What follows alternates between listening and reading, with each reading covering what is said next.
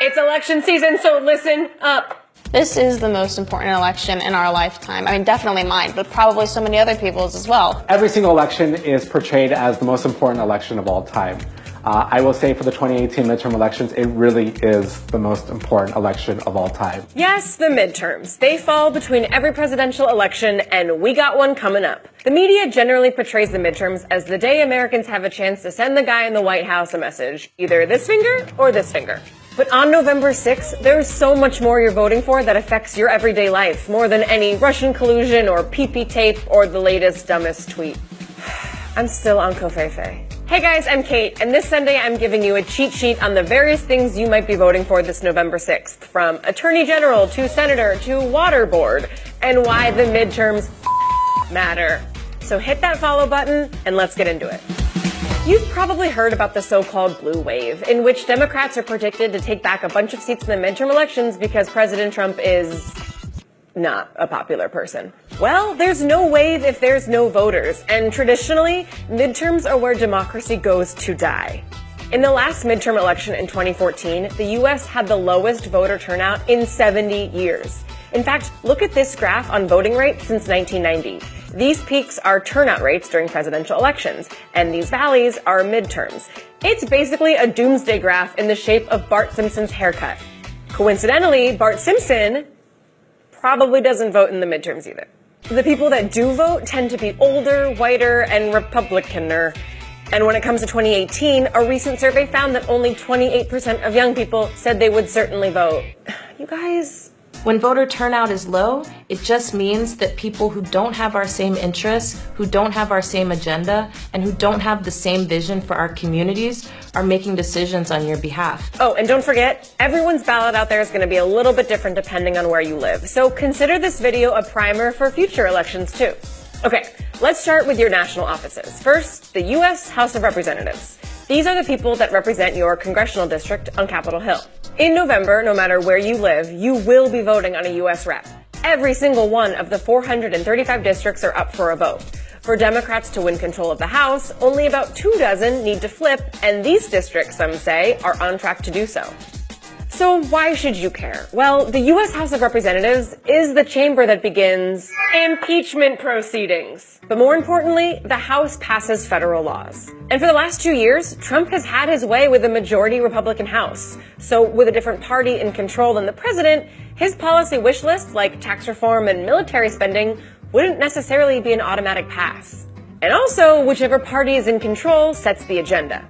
Well, there are so many laws, so many easy laws that our representatives in Congress can pass and can put forth to be discussed and debated. The people that you decide to put in Congress right now, they're going to decide our lives for the next however many years that they're in office. Then we have senators. 33 states will be holding U.S. Senate elections in November, and experts think that Tennessee and Texas could elect their first Democratic senators in decades, and that seats in Missouri and Florida could flip to Republicans.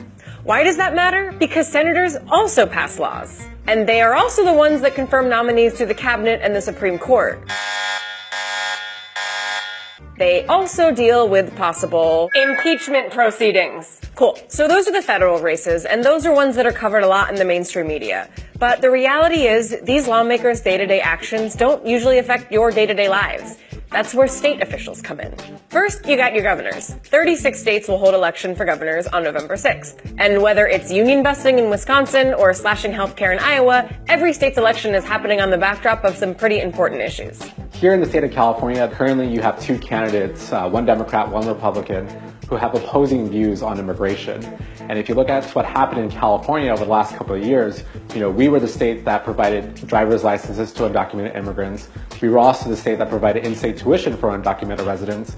And now, as of this past year, we're now officially a sanctuary state. I'm super excited about Stacey Abrams in Georgia, who will be the first Black woman ever to serve as governor in the entire United States. Stacey Abrams wants to make sure that we dismantle the ways in which Black people are being over-criminalized in Georgia's criminal justice system. The race that I'm most excited for right now is the governor race in Florida, definitely. Andrew Gillum has been with us from the start, Parkland.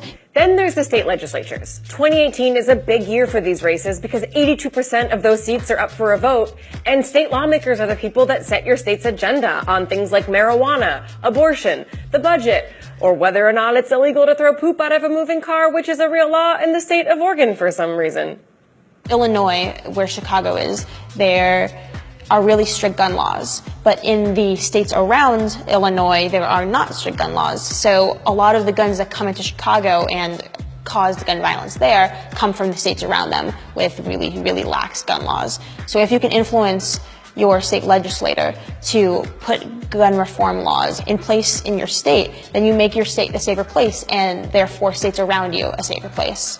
Before we go to more local races, let's do one more state-level office that you probably haven't thought a lot about. State Attorney General. 30 of them will be voted on this November. Attorneys General are the top legal officer in every state, often called the people's lawyer.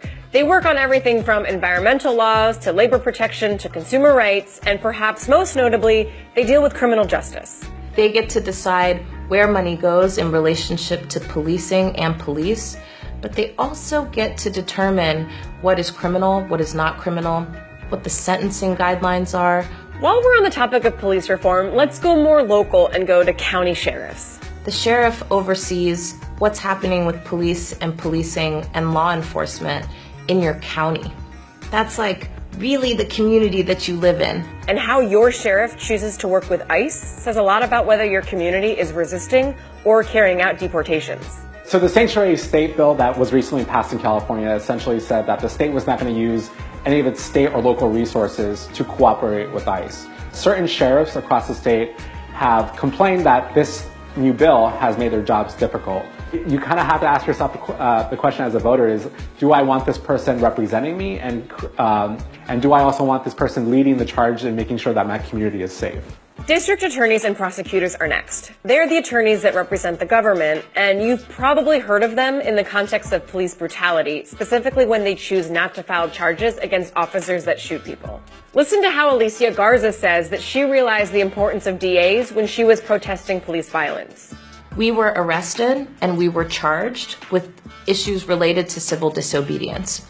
Even though a district attorney may have been obscure to us before, it became very clear to us when we were at the mercy of the district attorney. Finally, let's talk about an office that you probably didn't know existed, the water board.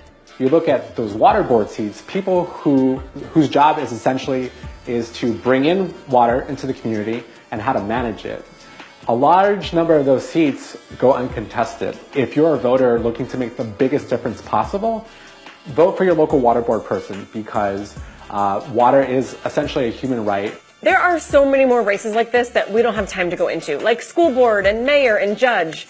And remember, you won't be voting on all of these positions in November because it depends on where you live. So check your local ballot, read up on the candidates and the issues, and remember, don't be a Bart Simpson. So when people say that your vote doesn't matter, what I would tell those people is go talk to Dolores Huerta, go tell John Lewis. These are two civil rights legends in our community who have shed their blood, sweat, and tears just so that they can go into the voting booth one day and vote for a couple of candidates, whether it's governor, water board seat, or school board.